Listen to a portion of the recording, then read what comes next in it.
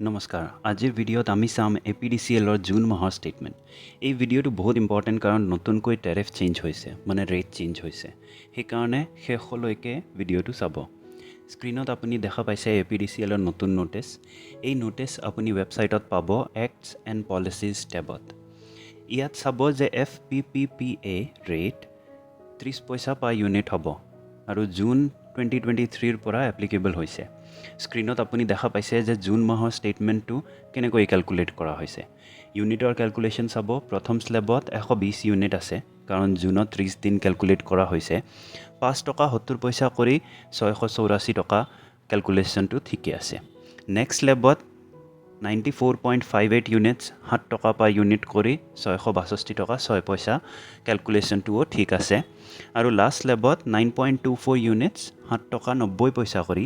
ক্যালকুলেশ্যনো ঠিকে দেখা পাইছো ডিমান্ড চাৰ্জ 67 रुपीस হিচাপত ক্যালকুলেট কৰা হৈছে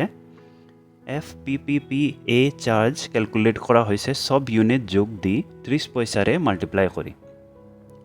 ইলেক্ট্ৰিচিটি ডিউটি হল টোটাল চাৰ্জ আৰু ডিমান্ড চাৰ্জ যোগ দি তাৰ 5% আৰু গভৰ্নমেণ্ট সাবসিডিৰ ক্যালকুলেশ্যন হল 75 পইচা মাল্টিপ্লাই কৰা হৈছে প্ৰথম স্লেবৰ ইউনিটেদি মানে 120 ইউনিট মাল্টিপ্লাই 0.75 পাইছে আৰু দেখা পাব যে এবাৰ হিসাবটো ঠিকে কৰিছে কিন্তু এডজাস্টমেন্টত -19 টকা 20 পইচা দেখুৱাইছে যোনটো ময়ো বুজি নাপালো যদি কোনোবা APDCL ৰ পৰা এই ভিডিঅ'টো চাই আছে তেনেহলে এই চেনেল আৰু সমূহ ৰাইজৰ এই অনুৰোধ যে ক্যালকুলেশ্যনটো ঠিক হোৱাটো বহুত দৰকাৰী যি কোনো এক্সট্ৰা এমাউন্ট যদি ডিডাকশন হৈছে বা এড হৈছে তেনেহলে ষ্টেটমেন্টত ইয়াৰ উল্লেখ কৰাটো খুব দৰকাৰ আৰু তাৰ লগতে কিবা যদি টেৰিফ বা ৰেটত চেঞ্জ হৈছে তেনেহলে এটা মেসেজ পঠালে বহুত ভাল হ'ব যেনে এবাৰ টেৰিফ চেঞ্জ হৈছে আৰু হেতু মই ৰিসাৰ্চ কৰাৰ কাৰণেহে গম পালো APDCL এ যদি ষ্টেটমেন্টটো ভালকৈ বুজা মতে বনাই দিয়ে তেনেহলে উপভোক্তাৰ কল চেণ্টাৰত কল কৰাৰ দৰকাৰ নাই ৰাইজে জানে যে স্মাৰ্ট মিটাৰ নতুনকৈ আহিছে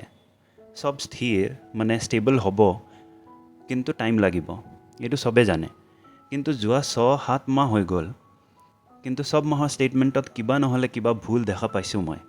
আৰু মই সব মাহৰ ভিডিঅ'ও বনাইছো এই স্ক্ৰীনত আপোনালোকে চাব পাৰিব যে আকৌ জুন মাহত 2 দিনৰ ইউনিটৰ হিসাব নাই আৰু এই ডেটা মাই বিজুলী এপত আপুনি ভিউ কনজাম্পশন অপশনত চাব পাৰিব এই চেনেলৰ সাবস্ক্ৰাইবাৰ সবক মোৰ অনুৰোধ আপোনালোকে নিজৰ ষ্টেটমেন্টটো নিশ্চয় চাব